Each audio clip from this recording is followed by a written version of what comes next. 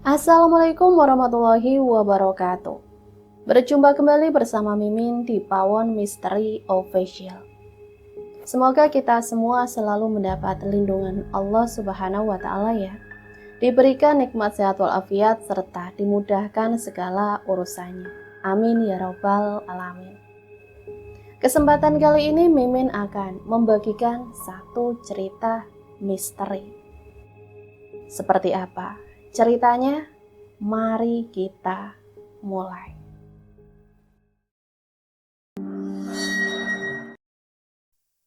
Apakah kalian tahu apa yang dimaksud bayi ambar? Bayi ambar adalah kata lain dari jin berbentuk bayi merah yang suka bersembunyi di balik payudara ibu menyusui. Tapi tak jarang pula jin ini menempel pada laki-laki yang dianggapnya nyaman. Apakah jin ini jahat? Jahat tidaknya tergantung apa yang kamu lakukan. Mengusirnya atau mengasuhnya. Mas, besok aku mau ke rumah Bude. Di sana anaknya Bude lagi kitanan loh, Mas. Ucap Asih yang kini sedang duduk di kursi yang terbuat dari anyaman bambu. Sembari menyeruput teh pahit juga ditemani sepiring singkong rebus. Apa ndak apa-apa, kamu kan baru genap 40 hari besok loh. Jawab Tejo sambil memandangi istrinya dengan kening berkerut. Lah justru itu Mas, kan udah 40 hari, jadi boleh dong aku pergi. Rayu Asih sambil mengedipkan matanya. Tejo sangat tahu bagaimana istrinya. Dilarang pun pasti Asih akan nekat pergi, dengan atau tanpa isinya. Lelaki berkumis tipis itu menghela nafas berat dan menghembuskannya. Ya wis, tapi bilang ibu dulu. Nje Mas. Keesokan harinya, Asih benar-benar pergi meninggalkan rumah mertuanya untuk beberapa hari. Bayi yang baru saja genap 40 hari itu sudah lebih dulu dibawa oleh ibu kandung Asih. Sedangkan Asih sendiri menyusul anaknya karena harus membawa tas berukuran sedang yang berisi bajunya dan baju bayinya. Mbah Munah, ibu Teja, sebenarnya sudah mewanti-wanti menantunya untuk mengurungkan niat agar jangan dulu pergi, apalagi di sana akan mengunjungi hajatan yang isinya banyak orang dari desa berbeda dan entah membawa apa saja di badan mereka. Namun menantunya itu memang sulit dinasehati dan tetap bersikeras untuk pergi dengan alasan tidak enak. Karena itu adalah keluarganya yang menyelenggarakan hajat. Besan edan, Asih itu baru saja lahiran loh. Nanti kalau ada apa-apa, imbasi yo ke anakmu Jo. Lanang kok enggak tegas. Omel Mbak Munah sambil melangkah ke dalam rumah. Meninggalkan Tejo yang sedang menghela nafas karena membenarkan ucapan ibunya. Sedangkan Asih tengah gembira di dalam bus menuju desa kelahirannya. Saat wanita itu akan merogoh dompet untuk mengambil uang karena sebentar lagi sampai. Ia menggerutu karena baju yang dipakainya basah karena Asih yang merembas keluar. Setelah mengambil 2 lembar uang 2000-an, Asih melenggang menuju sopir dan membayar ongkos. Tak lama bus pun berhenti.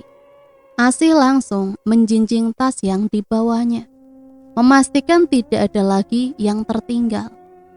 Kemudian melangkah menuju pintu bus.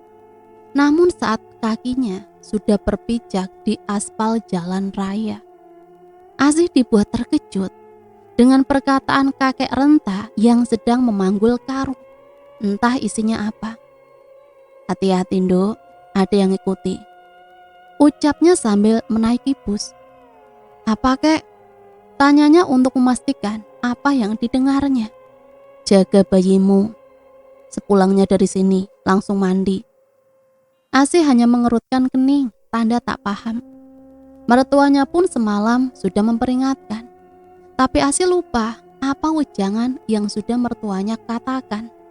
Wanita itu hanya mengedikkan bahunya. lalu memanggil ojek untuk menuju rumah masa kecilnya. Perjalanan menuju rumah wanita itu memakan waktu 15 menit. Karena jalanan rusak juga, jurang di kanan kiri jalan. Pepohonan yang rimbun dan akar yang menjuntai membuat suasana jalan seperti sudah sore hari. Padahal jam baru menunjukkan pukul 10 siang. Akhirnya Asih sampai di pekarangan rumah bercat biru. Rumah masa kecilnya. Wanita beranak satu itu langsung membayar ongkos ojek dan berbalik menapaki jalan bebatuan. Begitu sampai di depan pintu rumah itu, Asih langsung melenggang menuju bayinya, melupakan wejangan dari mertuanya semalam. Dia haus kayaknya sih, nih susuin bayimu dulu, ucap Murti, ibu Asih, sambil menyerahkan bayi mungil pada anaknya. Namun yang terjadi, bayi yang hari ini genap 40 hari itu langsung menangis kencang saat didekatkan pada Asih. Bahkan suaranya sampai serak karena terlalu lama menangis. Lana, bayi kecil itu tetap menolak saat berkali-kali disodorkan payudara ibunya. Bayi kecil yang belum genap 2 bulan itu tetap memekik ketakutan. Murti langsung mengambil cucunya dari dekapan Asih, meminangnya sampai bayi yang tengah kehausan itu terlelap. Apa badannya pada sakit ya bu? Tanya Asih. Nggak tahu, coba nanti ibu tanyain Mbah Salimah. Jawab Murti menyebut nama dukun pijat bayi di desanya. Saat Asih mencoba mendekat bayi mungilnya, tiba-tiba bayi itu kembali menangis. Suaranya yang serak karena terlalu lama menangis terdengar memprihatinkan. Bahkan tangisannya hanya terdengar bagian ujungnya saja. Coba kasih susumu, mungkin tadi bayinya belum mau. Tita Murti diangguki oleh Asih yang langsung menyodorkan payudaranya dalam mulut anaknya. Namun lagi-lagi bayi itu semakin menangis kencang. Asih yang melihat bayinya tak kunjung diam pun ikut menangis bersama. Sedangkan Murti, wanita itu tampak memikirkan cara agar cucunya bisa kembali tenang. Murti langsung melesat menuju rumah Mbah Salimah saat sebelumnya mengambil bayi merah dari tempat tidur. Saking paniknya, wanita itu melupakan penutup kepala cucunya untuk menutupi ubun-ubun karena itu masih dianggap pamali. Anak celeng mau lewat, anak celeng mau lewat. Gumam Murti sesuai apa yang diajarkan ibunya dulu.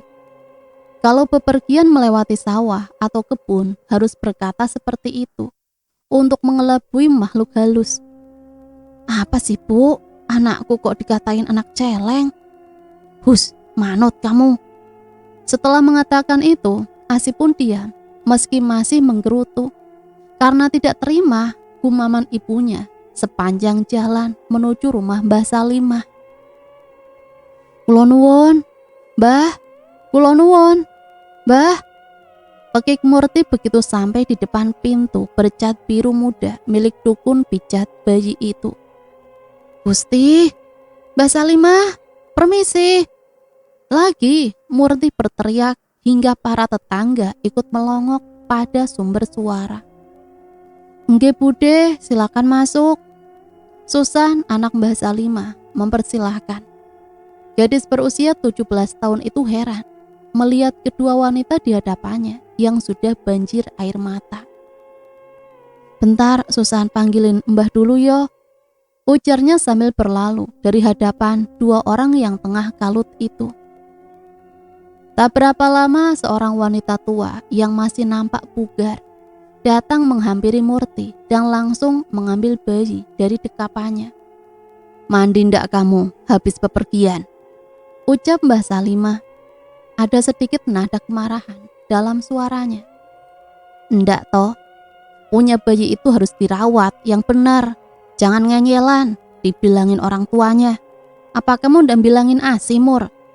Lanjutnya sambil menatap tajam ke arah Murti yang tengah gelisah di tempat ia duduk. Sedangkan Asih mengerjap. masih tak mengerti apa yang dukun bayi itu katakan. "Lah, emang kenapa, Mbah?" saut Asi polos. Dukun bayi itu mencepik. "Sini kamu, susumu harus dipijit, didoain biar bayi Ambar gak ngintil kamu terus. Kasihan anakmu dibikin gak nyaman gara-gara kecerobohan emaknya sendiri." Dukun pijat bayi itu mengomel. Asi hanya tersenyum canggung dan masih berpikir kalau semua itu hanyalah mitos. Tapi untuk menyanggahnya sekarang itu tidak mungkin, karena Mbah Salimah terlihat sangat marah.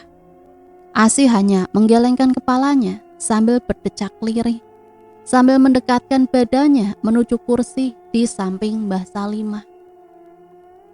"Susan, ambil air di sana," ditanya pada putrinya yang paling muda. Susan mengangguk. Sebenarnya gadis itu melihat sosok bayi yang seluruh tubuhnya merah, tengah berada di tengah-tengah payudara Asi. Tapi untuk memberitahukan pada wanita itu, Susan merasa tidak enak.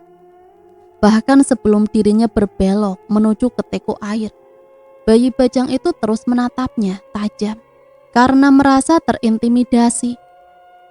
Sementara Asi tengah mengerang kesakitan kala payudaranya dipijit dan terus mengeluarkan ASI. Payudaranya mengeras karena terlalu lama tidak diminum oleh bayinya. Mbah Salimah terus membaca doa agar bayi bajang itu cepat meninggalkan ASI, agar payudaranya tidak dijadikan tempat hunian si bayi Ambar. Langkah terakhir Mbah Salimah meludah di tempat bayi bajang bersemayam hingga benar-benar pergi. Namun Asi tidak terima kenapa payudaranya diludahi. "Jangan sembarangan, Mbah. Masa diludahi gini?" "Shh, diam kamu." Murti menyuruh anaknya agar diam saja, tidak mengganggu konsentrasi Mbah Salimah. "Ini gelasnya." Susan menyodorkan segelas air putih dan dibacakan ayat suci. Kemudian menyuruh Asi agar meminumnya. "Minumlah. Setelah itu, jangan ngeyel kalau dinasehati orang tua." Asi menatap air dalam gelas itu dengan hati gamang. Berulang kali dirinya melihat gelas dan Murti secara bergantian. Tapi sebelum meminumnya, Asi merasa tubuhnya terasa panas hingga memekik dalam ruang tamu Mbah Salimah. "Bu, dadaku panas, Bu." Suara yang diucapkan Asi bergetar seiring rasa panas yang semakin menjalar. "Jauhkan bayinya Asi, Mur, ini beda lagi." Murti langsung masuk ke dalam kamar milik Susan. Gadis itu melihat sosok wanita berambut panjang di belakang Asi. Lidahnya menjulur panjang dengan mata merah menyala, seperti berusaha merasuki tubuh Asi. "Mak," pekiknya pada Salimah, ibunya yang sudah tua. "Cari Dringo dan Bengklesus," teriak Salimah pada putrinya yang langsung mengangguk paham. Gadis ayu itu langsung mencari tanaman Dringo dan Bengkle yang ada di pekarangan rumah tetangganya. Tapi saat gadis itu hendak membuka pintu belakang, pintu kayu tanpa cat itu menutup dengan sendirinya. Disusul suara lengkingan tawa dari mulut Asi. Wanita itu berhasil dirasuki. "Tutupi ubun-ubun bayinya Asi, Sus." Lagi Salimah berteriak. Makhluk yang tengah merasuki tubuh Asi tertarik karena wangi bayi itu. Suasana menjadi mencekam. Jendela kamar yang Murti tempati membuka dan menutup sendiri. Papan jendela tempo dulu itu saling bertabrakan dengan kaca kekuningan akibat hujan. "Mana celengku? Mana celengku?" Tawanya menggema memenuhi seantero rumah yang tak begitu besar itu. Murti yang menyadari kesalahannya langsung menutup ubun-ubun cucunya dengan selendang yang ia bawa. Harum semerbak. Tubuh Asi bergerak gesit menghirup setiap ruangan, yang kemudian Susan mencekal bagian lehernya, menarik paksa penunggu sawah itu agar keluar dari tubuh Asi. Asi melemas, tak sadarkan diri. Salimah mengoles dringgo dan pengkelih yang sudah dihaluskan pada payudara wanita yang tak sadarkan diri itu. Saat Asih mengelilingi ruang demi ruang, Salimah langsung mengambil tanaman itu yang berada di halaman rumah tetangganya melalui pintu depan, setelah sebelumnya membaca ayat suci karena pintu yang tak mau terbuka. "Anakku, Asih, kenapa ini, Mbah?" Murti terkejut melihat Asih terkapar di lantai semen milik Mbah Salimah. "Sudah, gak apa-apa, udah hilang," ucap Mbah Salimah menenangkan. "Tapi Bu, dedeknya kasihan. Sepulangnya dari sini, Mbak Asih harus benar-benar mandi. Bayi itu sudah diberi tanda, Bu. Makhluk tadi pasti datang lagi." Dek, jantung Murti berdetak tak karuan kala mendengarnya. Ditandai apa? Sama siapa? Pikirannya mendadak buntu. Pukul 2 siang ibu dan anak itu pulang diantar tetangga Mbah Salimah memakai motor agar tidak menyeberangi sawah dan kali lagi. Murti merasa bersalah karena telah memaksa putrinya untuk pulang serta dengan bayinya. Wanita tua itu mengambil ponsel jadul dan menekan nomor menantunya agar menyusul Asih ke rumahnya, juga bermalam di rumah bercat biru itu. Bunyi ketiga teleponnya baru diangkat. "Halo?" Di kejauhan sana, Mbah Muna tengah mengernyit menatap benda canggih itu. Tak tahu siapa yang menelpon karena Mbah Muna buta huruf. "Tejonya ada besan?" tanya Murti sedikit kikuk. Pasalnya, besanya itu sudah memberi peringatan, tapi tetap tidak didengar olehnya. "Lagi makan, gimana cucuku? Perasaanku ndak enak," sergam Mbak Munah langsung membuat nafas di tenggorokan Murti tercekat. Itu Tejo suruh kesini yo besan. Cucumu kesambet, Asih kesurupan," jawab Murti sedikit takut. Mbak Munah menggerutu dan langsung mematikan sambungan telepon sepihak. Berteriak memanggil putranya yang tengah menikmati sayur daun singkong dan tempe goreng itu. Wanita tua itu menjelaskan perihal yang besanya katakan barusan. Tejo langsung bergegas mengeluarkan motor bututnya. Setelah sebelumnya menyambar jaket lusuh kebanggaannya di balik pintu. "Udah Bu?" tanya Tejo, memastikan ibunya sudah duduk nyaman di jok belakang. "Sudah, ayo nanti malah kesorean. Jalan rumah bojomu itu masih wingit, Jok." Roda 2 itu melaju dengan kecepatan sedang. Bagaimanapun dirinya sudah membawa wanita yang sudah tua. Lelaki itu takut terjadi apa-apa kalau terlalu terburu-buru. Namun Mbah Muna justru merasa tidak sabar karena laju kendaraan yang terasa lambat, hingga memukul punggung anaknya agar melajukan kendaraannya lebih cepat lagi. "Anakmu dalam bahaya loh, Jo. Kok kamu malah santai sih?" Jam 3 tepat Tejo dan Mbah Muna sudah berada di pekarangan milik Murti. Kedua orang itu tidak masuk melalui pintu depan, melainkan mengetuk pintu bagian belakang rumah Murti. Karena pintu tak kunjung dibuka, Mbah Muna langsung membukanya yang ternyata tidak dikunci. Ibu dan anak itu pun langsung berwudu, mensucikan diri, menghindari sesuatu yang ia bawa dalam badan di sepanjang perjalanan. Setelah selesai, kedua orang itu melenggang menuju anak dan cucunya yang tengah terancam. Tapi ketika hendak melangkah menuju ruang tamu, Tejo dan Mbak Muna mendengar senandung lirih yang menyayat hati. "Asih, sadar! Asih, tolong!" pekik Murti karena melihat anaknya mencoba meraih putranya itu dalam dekapan. Tejo langsung berlari memegangi kedua tangan sang istri yang kemudian tertawa melengking. Mbak Muna langsung mengambil air yang kemudian didoakan. Namun saat wanita renta itu hendak memberikan air itu pada menantunya, Asih tertawa kencang di depan wajah Mbak Muna seraya mengejek. "Kamu tahu apa, Muna? Ini salahnya Murti. Anggap saja ini adalah pembalasanku, ucap makhluk itu dari tubuh Asih dengan suara berat dan tawa yang menggiring. Tejo, ingat enggak sama aku? Kepala Asih mengarah pada Tejo yang masih memegangi tangannya. Suasananya masih diselingi tawa.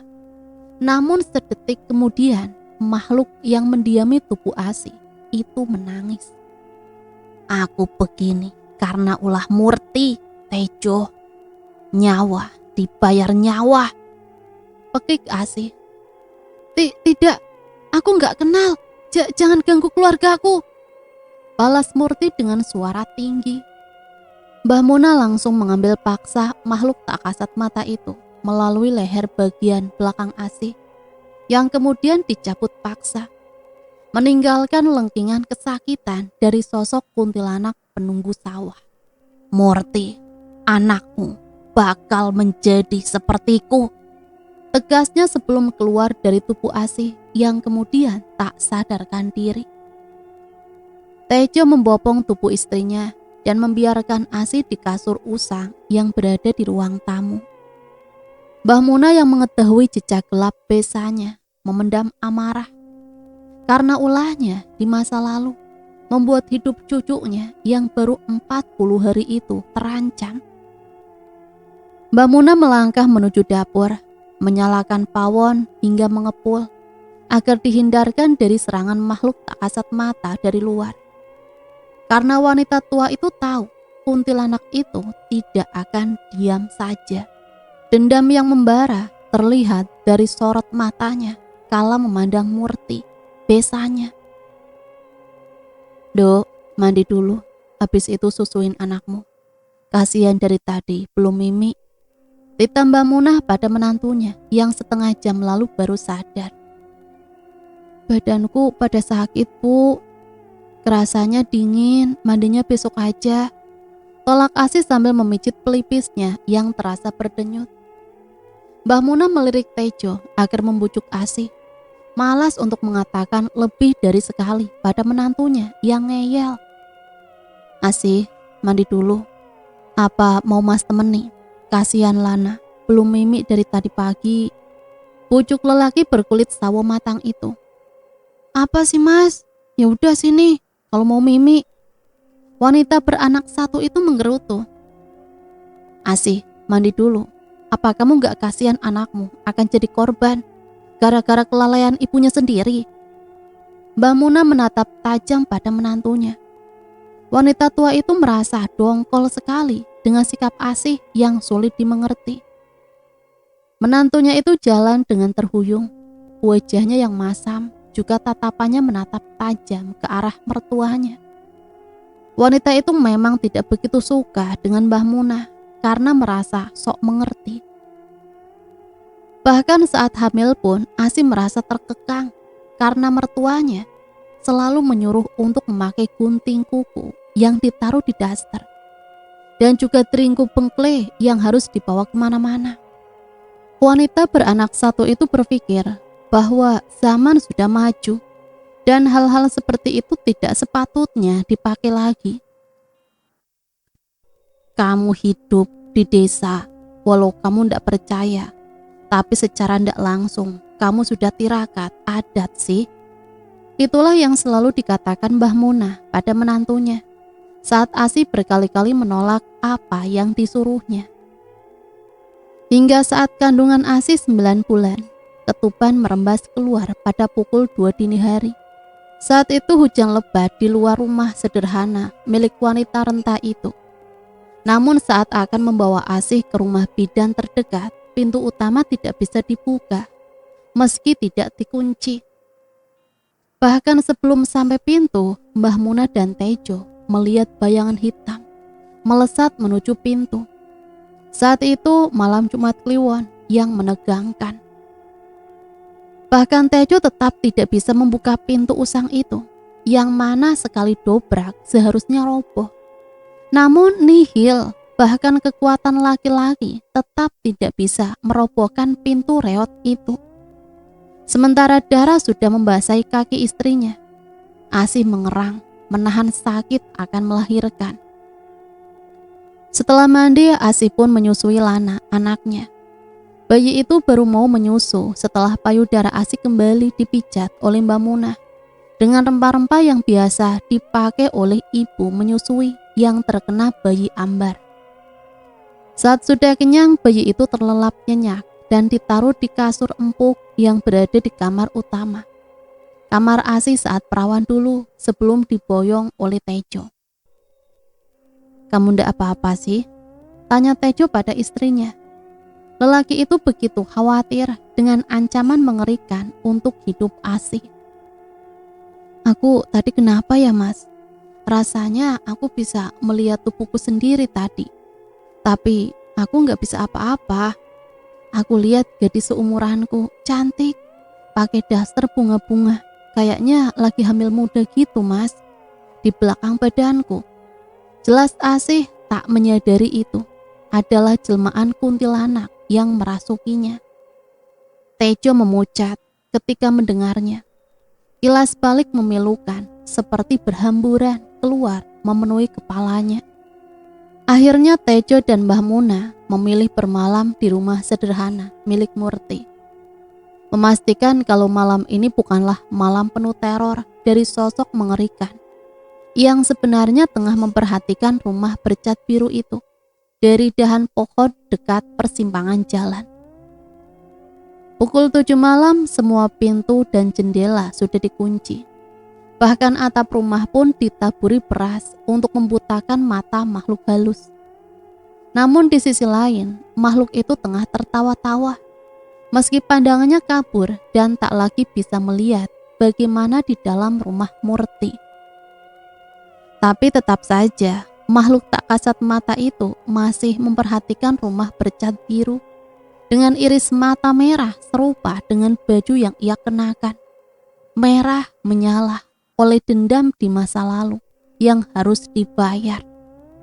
"Putra-putranya ibu, ajak main saudaramu," ucap kuntilanak merah itu pada sesosok bayi yang sekujur tubuhnya merah dan keriput itu sambil terbang meninggalkan tawa menggema.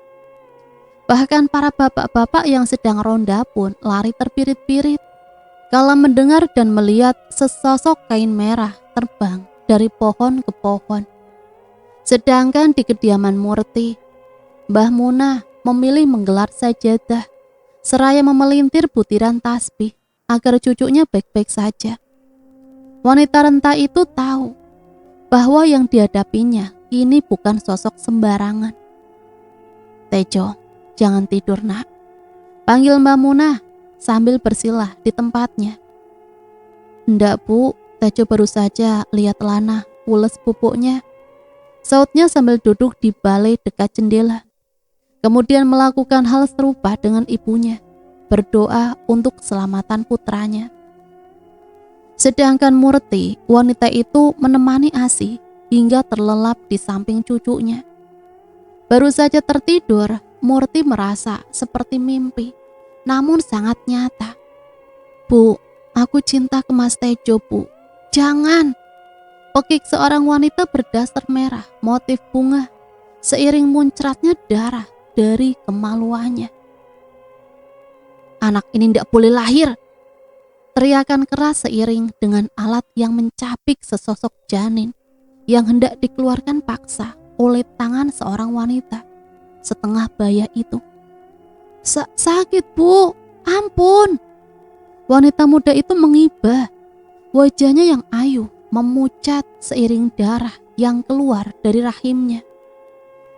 Mas Tejo," bisikan lirih dan hembusan nafas wanita berambut hitam legam itu menandakan kalau dirinya telah meninggal. Wanita setengah baya itu kalang kabut menatap seorang wanita muda yang tengah berbaring sambil memegangi perutnya. Wajahnya seolah menjelaskan bahwa dirinya tengah merasakan sakit yang teramat sangat hingga menemui ajal. Matanya melotot memandang ke arahnya. Wanita yang terbaring itu berganti menjadi sesosok makhluk menyeramkan dengan taring dan lidah yang menjulur. Sedangkan di tangannya, makhluk itu tengah menggendong bayi yang sekujur tubuhnya merah dengan kaki dan tangan tak sempurna. Wanita setengah baya itu mundur sambil memegangi alat yang setengah jam lalu merobek paksa rahim wanita muda berambut lurus. "Bu, iki loh cucumu." Keesokan harinya, Asi tengah berada di pekarangan rumah sembari menjemur lana. Wanita itu masih tenang-tenang saja meski telah kerasukan juga terkena sawan. Dirinya masih berpikir bahwa semua ini hanyalah mitos. Dan kalaupun bayinya seperti itu hanyalah kebetulan saja. Innalillahi wa inna ilaihi roji'un. Bapak Rohadi bin Sukiyat telah meninggal dunia. Suara dari masjid terdekat terdengar. Sontak para tetangga yang tengah berlalu lalang di depan pekarangan rumah Murti menegur agar Asi cepat masuk dan membakar merang padi. "Alah, percuma amat sih Bu, Ibu. Mendingan ngelayat sana." Ketusnya yang ditanggapi seruan istighfar sambil mengelus dada oleh orang-orang yang mendengar. "Asi, ndak denger tak kamu? Ada yang meninggal. Masuk. Bocah. Gerutu Mbah Munah di ambang pintu. Tangannya yang keriput menyuruh menantunya agar cepat mendekat. Asi mendekat dengan langkah terkesan dipaksa. Bahkan saat sampai di depan pintu pun tidak memandang mertuanya. Wanita itu menghentakkan kaki, tanda kesal karena larangan tak masuk akal dari para tetua. "Mur, yang ada gilingan padi di mana toh? Bakar merang di depan rumah, ada orang meninggal." Tanya Mbah Munah sambil mendekati besanya yang tengah menggigil. Bangun tidur, Murti merasa demam, bahkan sesekali mengigau tidak jelas, menyebut-nyebut nama Sundari. Tak kunjung mendapat jawaban dari Murti, Mbah Munah menanyakan hal serupa pada Asi. "Tuh di atas, dekat sawah Pak Leman. Mas Tejo tahu kok Bu, bilang aja," kata Asi sambil mengelus pipi Lana yang kemerahan. "Jo, ambil merang agak banyak, terus bakar di depan rumah. Ibu ndak mau cucu ibu kena sawan mayit," terangnya. Tejo mengangguk seraya pamit dan kemudian menjauh dengan motor bututnya. Tak berapa lama suami Asi itu pun pulang, membawa satu kantong kresek hitam merang yang kemudian dibakar. Namun saat Tejo akan menyalahkannya, Asi berteriak, "Apa-apaan sih Mas? Polusi nanti, anaknya bengek." Pekiknya seraya menendang gundukan merang yang siap dibakar. Mbah Munah memandang menantunya geram. "Ini demi kebaikan anakmu," kata wanita tua itu setengah memekik. "Ngerti opo? Kebaikan opo Bu? Iki anakku, bukan anakmu." Mbah Munah menarik nafas panjang, matanya masih melirik pada menantunya. Kalau saja mulut wanita tua itu tidak terkontrol dengan baik, sudah pasti semuanya akan tumpah ruah. Segala macam kenyataan yang ada di balik ini semua. "Jo, taruh di dekat tiang jemuran sana." Ditambah Munah, dadanya masih kembang kempis menahan emosi yang semakin naik ke ubun-ubun. Tejo hanya diam dan mengangguk sambil membawa merang yang sudah ditaruhnya ke dalam plastik. Asi menghentakkan kakinya dan memilih masuk ke dalam. Bibirnya yang tipis menggerutu. "Dasar orang jadul," gerutunya sambil melengos masuk. Wanita muda itu menggendong bayinya hendak mengganti bajunya dan akan menemui teman masa kecilnya. Dia berpikir bahwa terus-terusan di rumah akan membuatnya cepat stres.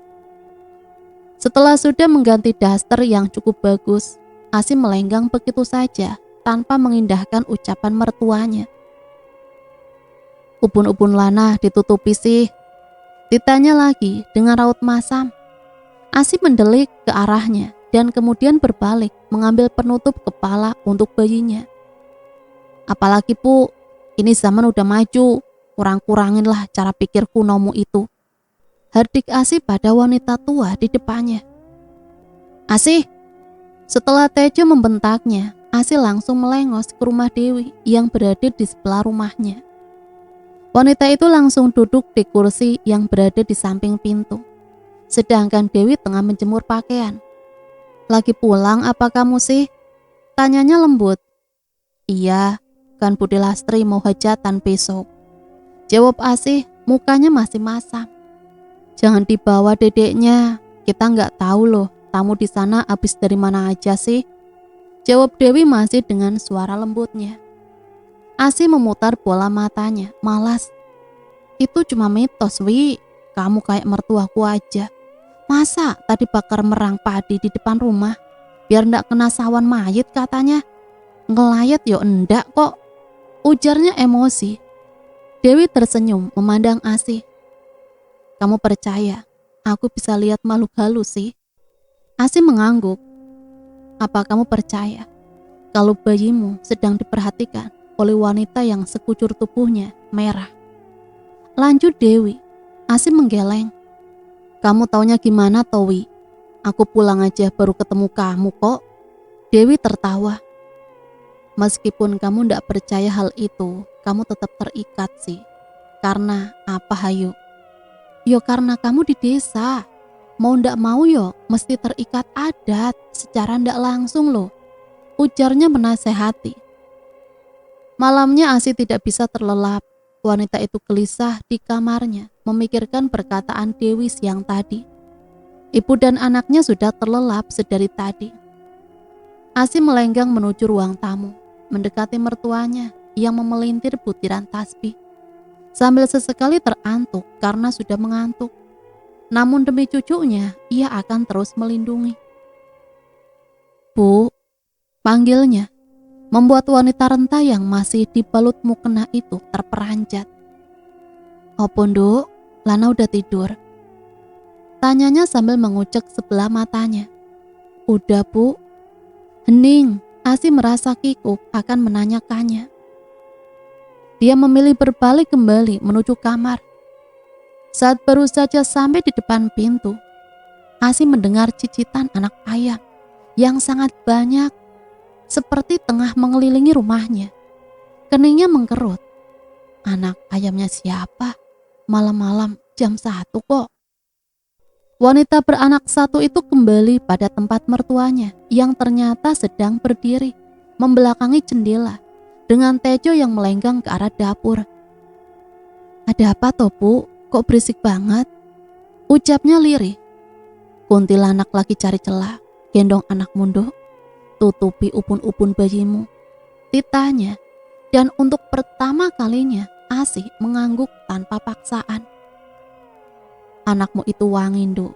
Jangan dulu tidur," ucapnya sedikit berbisik. Tiba-tiba jendela kayu itu terbuka dan menutup dengan sendirinya. Bukan itu yang membuat terkejut. Saat jendela kayu itu sedang membuka, terpampang jelas wajah Ayu Sundari dengan tatapan tajam. Asih hampir saja melompat dari tempatnya kala bertatapan dengan sosok itu. Sedetik kemudian Sundari tertawa melengking hingga menunjukkan taringnya.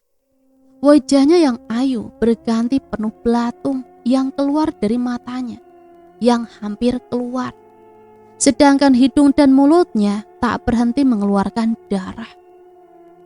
"Anak celengku," suaranya menggema memenuhi seantero rumah. Lutut Asih bergetar. Ini pertama kalinya dirinya melihat makhluk tak kasat mata secara jelas. "Asih, opo kowe ndak inget aku sih?"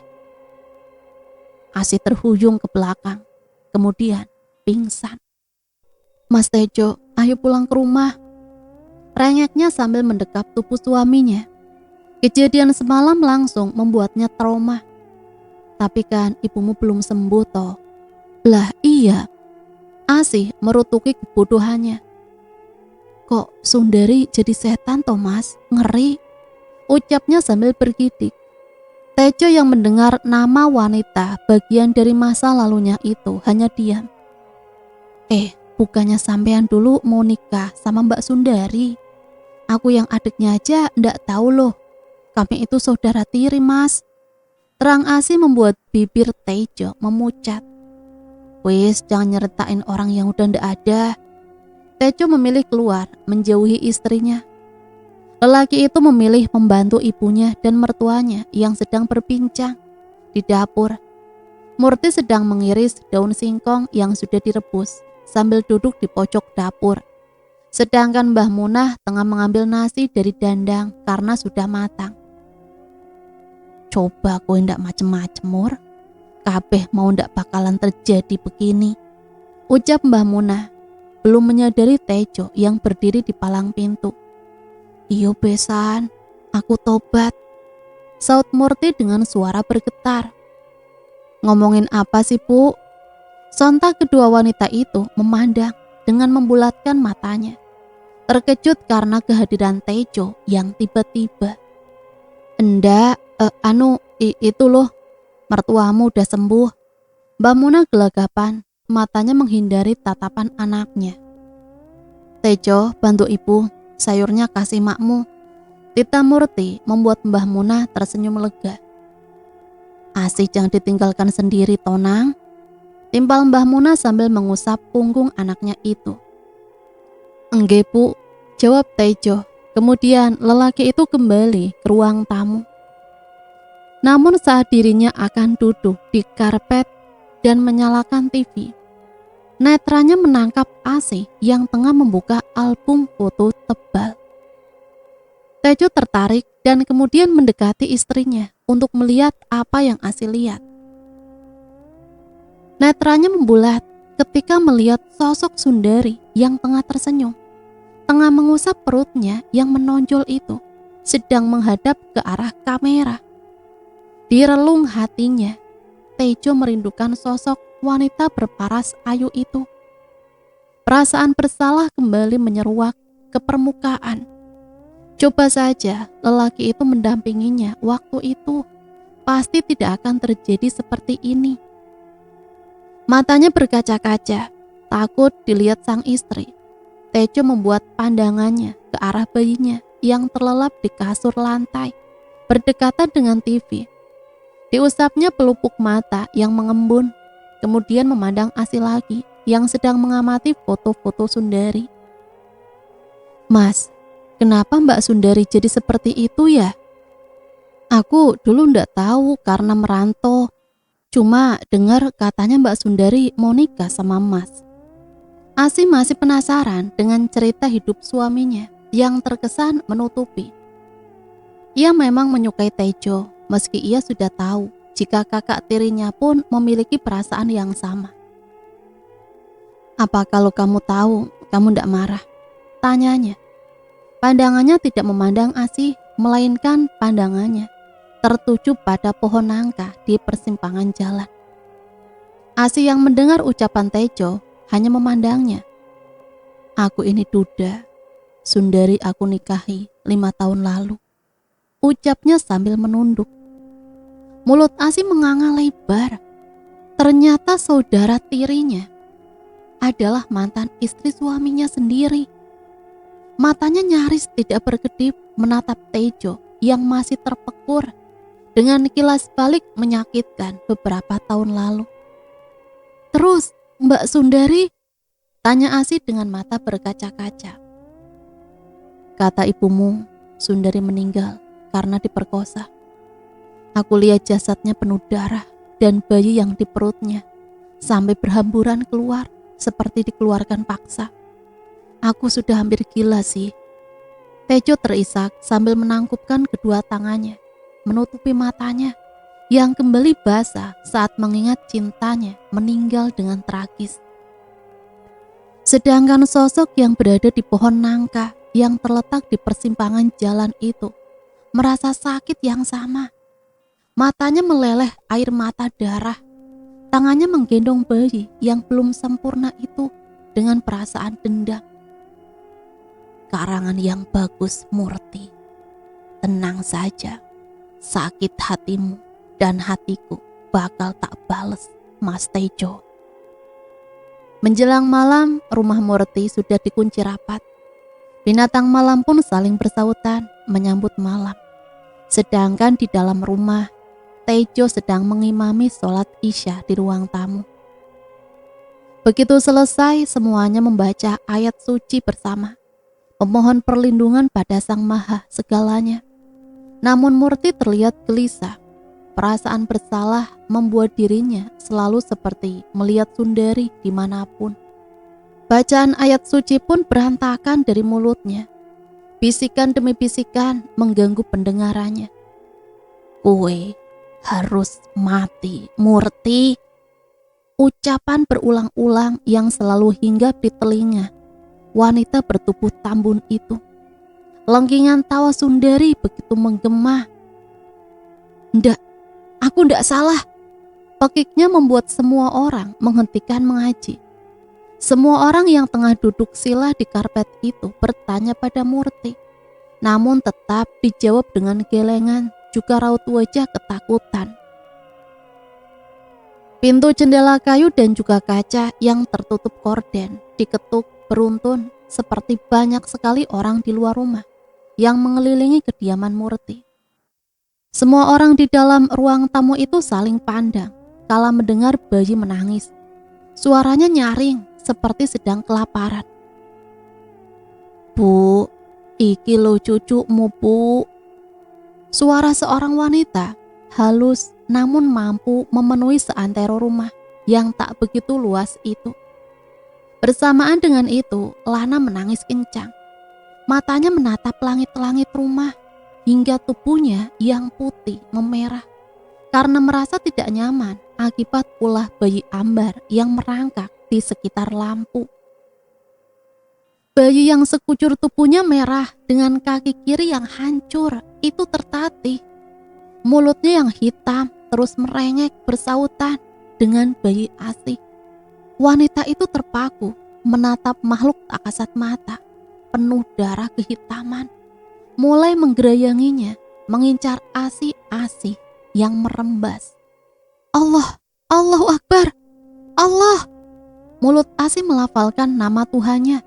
Meski kesulitan, akhirnya ASih bisa menyebut dengan benar sambil dibantu oleh Mbah Muna dan Tejo yang terus memelintir butiran tasbih. Bau menyengat seperti bulu terbakar seketika memenuhi seantero ruang tamu. Bayi Ambar itu menangis hingga melengking sampai akhirnya hilang. Bersamaan dengan sunyinya ketukan pintu yang ikut berhenti. ASih langsung merangkak menuju bayinya yang masih terisak, menyusuinya dengan cucuran air mata. "Maafkan ibu yang sudah lalai, Dek." Ucapnya terbatah karena menangis sesegukan. Murti, sadar Mur." Ucap Mbah Muna sambil menepuk-nepuk pipi besanya karena matanya melotot ke langit-langit rumah. "Ibu, kenapa, Bu?" tanya ASih. Wajahnya menatap bergantian pada mertua dan suaminya. Mbah Muna tetap diam karena ia tahu jiwa besanya tengah dibawa oleh Sundari ke alamnya, memperlihatkan kembali apa yang telah dilakukannya. Nafasnya masih normal, tapi Murti terlihat seperti mayat hidup yang terbaring dengan mata yang terus terbuka dan mulut menganga. Rambut ikal Murti yang ia ikat itu terurai karena jambakan kuat yang ia rasakan. Wanita itu paham sekali dengan tempat yang kini ia pijaki. Bangunan terbengkalai di tengah hutan yang atap dan temboknya sudah tak layak. Itu menjadi saksi bisu Murti dan anak tirinya. "Apa kamu ingat tempat ini, Murti?" tanya Sundari. Makhluk berambut panjang itu sambil menyeret rambut ibu tirinya. Tak diindahkan Murti yang memekik kesakitan karena rambut yang tercabut paksa dari akarnya. Bagi Sundari, pekikan itu adalah kenikmatan dari dendamnya di masa lalu. "Apa kamu ingat gunting itu, Murti?" tanyanya diselingi tawa sambil mengacungkan gunting yang di ujungnya berbentuk penjepit. Tangannya yang pucat masih terus menarik Murti dengan kaki yang diseret. "Lepasin ibu, Sundari, ibu mohon." Murti terus mengiba, tapi makhluk itu berbalik dan menatap bengis wanita tua di hadapannya.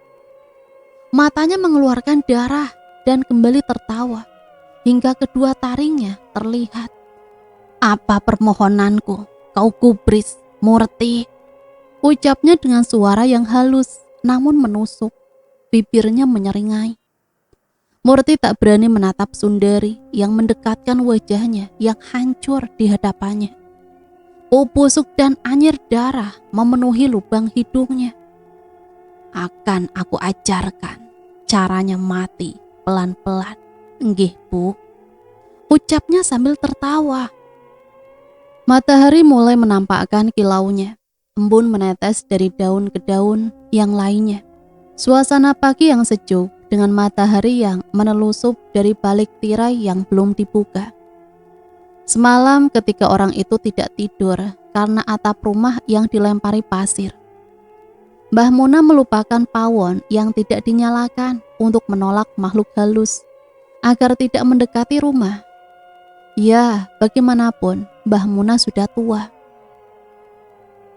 Wajah Kuyu menghigapi ketiga orang itu, sedangkan Murti masih menganga lebar dengan mata yang terus terbuka. "Sebenarnya ada apa, Mas? Jawab, apa yang terjadi pada Mbak Sundari?" Mbah Muna membelalak pada anaknya. Wanita tua itu tahu bagaimana sulitnya Tejo menerima permintaan ini, kalau bukan paksaan dari Asih. Terlihat Tejo melirik ibunya yang dibalas dengan anggukan. "Sudah waktunya istrimu tahu, Le." Dipandangannya Asih. Istrinya itu memasang wajah penuh harap. Tejo pun menarik nafas panjang dan mengangguk. "Kejadian ini sudah lama, sudah 5 tahun yang lalu, Asih." Sudut pandang Tejo. 5 tahun sebelumnya.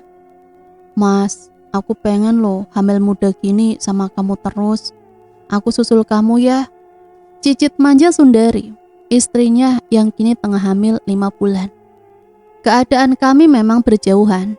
Aku di ibu kota dan Sundari di kampung dengan mertuaku yang sudah renta." "Kesini ndak apa-apa sayangku," jawabku yang kemudian mendapat erangan kecil karena ku panggil sayang, hal yang jarang aku lakukan. "Ya wes, besok dari ke situ nggih Mas. Assalamualaikum." Sambungan telepon diputus. Aku kembali merebahkan tubuhku yang lelah di karpet tipis. Bekerja sebagai kuli bangunan membuatku seringkali merasa pegal-pegal.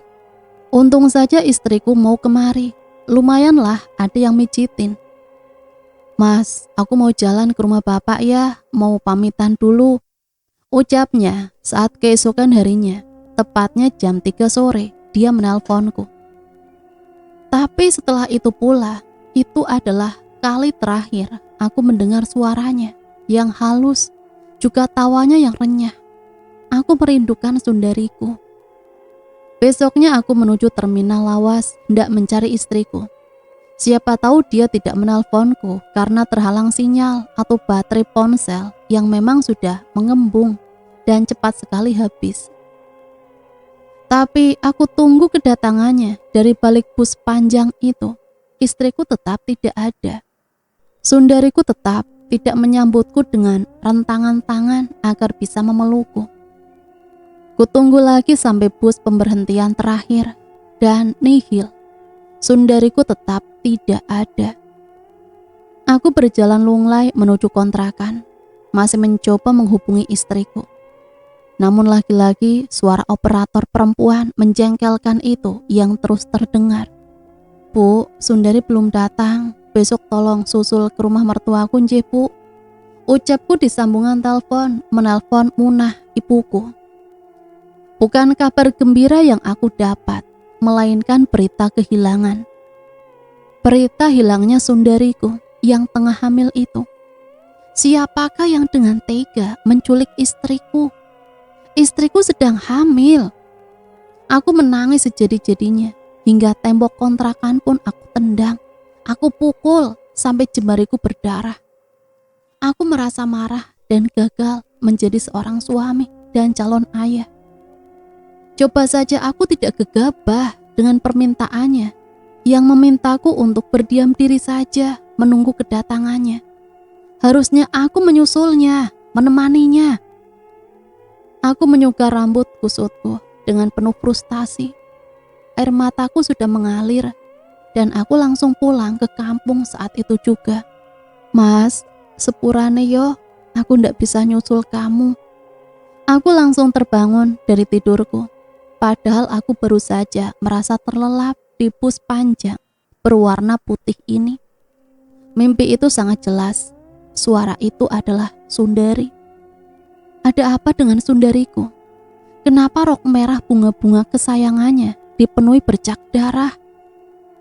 Semoga saja itu hanya bunga tidur dan aku akan menemukan istriku dalam keadaan baik-baik saja. Tekadku waktu itu.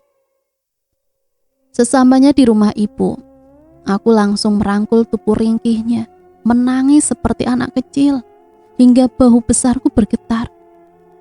Sundari, kamu di mana? Mas sudah pulang dan akan menemanimu sampai kapanpun. Biarlah Mas tidak merantau lagi ke tanah orang. Mas ingin berkumpul denganmu, menanti buah hati kita yang beberapa bulan lagi akan lahir. Pekiku dalam hati. Akhirnya aku menemui mertuaku, namun dia tidak menjawab sepatah kata pun. Dia hanya diam menatap pintu. Mulutnya yang keriput memanggil nama anak perempuannya yang tak kunjung pulang. Aku rengkuh tubuh ringkih itu. Aku menangis kembali, hingga suaraku pun ikut serak. Lihatlah Sundari, kehilanganmu bukan hanya membuat duka di dalam hatiku saja. Malam itu aku bermalam di rumah Minarti, ibu mertuaku. Tapi saat baru saja terpejam, sukmaku seperti dibawa pergi oleh sesuatu yang aku pun tak mengetahuinya. Aku dibawa olehnya menyusuri jalan bebatuan, hingga akhirnya terdampar pada hutan lebat yang terdapat bangunan Belanda bekas pabrik teh terbengkalai di tengah hutan. Meski enggan, namun kakiku seperti berjalan melayang sendiri. Aku bahkan bisa menembus dinding tebal bercat putih kusam itu, dan aku kembali tercengang. Di sana, Sundariku tergeletak dengan sosok yang kuduga adalah janin, yang bagian kaki kiri juga tangannya terpotong. Aku mencoba merengkuhnya, namun tanganku menembus kulit Sundariku. Bahkan suaraku seperti tercekat di tenggorokan dan tidak mengeluarkan sepatah kata pun. Aku masih berharap dalam mimpi itu kalau aku hanya berhalusinasi. Sundari, aku terbangun dari tidurku yang terasa panjang. Memekik di kamar istriku hingga keringat sebiji jagung keluar dari sela-sela dahiku. Pandanganku menyipit memperhatikan sosok di depan pintu. Posisinya membelakangiku. Bagian belakang badannya meneteskan cairan kental kemerahan. Dan aku tahu itu adalah darah. Bawa aku pulang, Mas. Setelah mengatakan itu, wajahnya menoleh menghadapku. Sundari, jangan pergi. Kulompati kasur empuk itu, meraba-raba pintu yang tadi ada sosok seperti istriku. Namun, lagi-lagi aku hanya bisa kembali menangis. Istriku pergi. Masih kuingat wajahnya yang selalu penuh keceriaan. Namun yang kulihat tadi, wajahnya yang putih menjadi kebiruan. Bahkan di hidung juga sisi bibirnya terdapat darah kering. Sebenarnya kamu kenapa, sayang? Kulirik jam berbentuk kotak itu di dinding. Masih jam 3 dini hari. Akan kutunggu pagi nanti untuk menyusuri jalan yang dimaksud dalam mimpi. Sayup-sayup aku mendengar isak tangis kecil seperti di telingaku. Namun aku tak melihat apapun. Mencoba memejamkan mata, isakan tangis itu malah semakin terasa dekat. Mas, maafkan aku, ndak bisa jaga anakmu. Aku janji bakal balas yang membuat aku begini pada waktu yang tepat. Aku tersentak, pasalnya ucapan dari suara mirip seperti Sundari menusuk di indera pendengaranku. Dendam apa dan siapa yang dimaksud? Tanyaku pada diri sendiri. Beberapa jam kemudian, matahari mulai masuk ke celah-celah korden. Aku langsung bergegas pamit pada ibu mertua yang kini tengah duduk sila di depan kaca. Netranya mengalir air mata. Aku tahu dia pasti sangat kehilangan putrinya. Bu, Tejo pamit mau cari Sundari. Doain je, Bu. Ucapku sambil mencium tangannya. Cari sampai dapat ya, Le. Sundari ini ibu pasti waras, selamat. Jawabnya terbata, masih dengan cucuran air mata. Ku peluk tubuh ringkih mertuaku itu. Kami menangis bersama. Setengah jam kemudian aku pergi, menyusuri hutan lebat di desa Kedasi, di mana sebelum memasuki desa akan disambut oleh pohon rimbun nan menjulang di kanan kiri jalan. Meski akarnya kokoh hingga menembus aspal jalan, tapi saat didekati bagian pinggir jalannya, dirimu akan melihat jurang menganga. Kalau saja ada yang jatuh, sudah pasti dirinya akan menggantung pada akar pohon di bawah sana dan dibelit ular, karena di bawah sana adalah tempat nyaman hewan melata itu. Aku mendengar kalau di sini ada kerajaan siluman, tapi aku menepis pikiran buruk itu. Aku tetap susuri jalan dengan motor Astrea milikku. Pukul 8 kulihat dari jam tangan yang melingkar di pergelangan. Namun aku merasa seperti jam 5 pagi karena cahaya matahari tidak bisa menembus pepohonan yang berdiri angkuh di atas sana.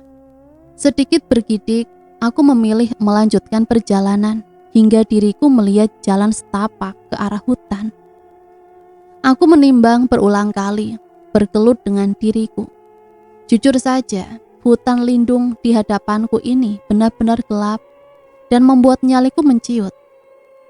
Mas, aku tak percaya melihat istriku yang melambai seperti menyuruhku mendekat. Tanpa sadar, aku mendekatinya, menyusuri jalanan yang terang benderang, tidak seperti yang kulihat sebelumnya. Aku menggendeng tangannya yang terasa dingin. Aku bahkan melupakan tujuanku untuk apa kemari. Aku terus bergandengan tangan dengan Sundari. Wajahnya yang selalu dihiasi senyuman, kini hanya diam. Bibirnya pucat, bahkan sekujur tubuhnya dingin. Ketika aku melingkarkan tanganku pada pinggangnya, "Mas, apa kamu cinta sama aku?" tanya wanita itu. Matanya datar menatap mataku. Tidak seperti dia yang biasanya. "Ngomong apa, Sun? Jelas aku cinta." Jawabku sungguh-sungguh.